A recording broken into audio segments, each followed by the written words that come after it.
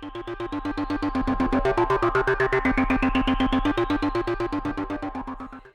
meeldib mulle nii väga, see on nii lahe näitus, sellepärast et siin on kõik täpselt niimoodi, nagu oli minul väiksena, päris kõik ei ole sama, aga peaaegu näiteks purgid, ma kogusin nii palju purke ja siis minul oli natuke teistsuguseid purke, kui oli teistel meie külalastel, sellepärast et minu isa käis kogu aeg Venemaal ja siis teistes välisriikides ja tema sai tuua siis selliseid, mida Eestis ei olnud, Eestis oli neid üldse hästi vähe tollel ajal ja siis ma olin nii uhke ja siis ma alati eputasin ja siis, kui mul tuli keegi külla, siis ma alati kohe jälgisin seda, et need teistmoodi purgid oleks ikka nagu nähtaval kohal, et kas seal siis kapi otsas või kohe laua peal ja siis oli veel siuke asi, et kui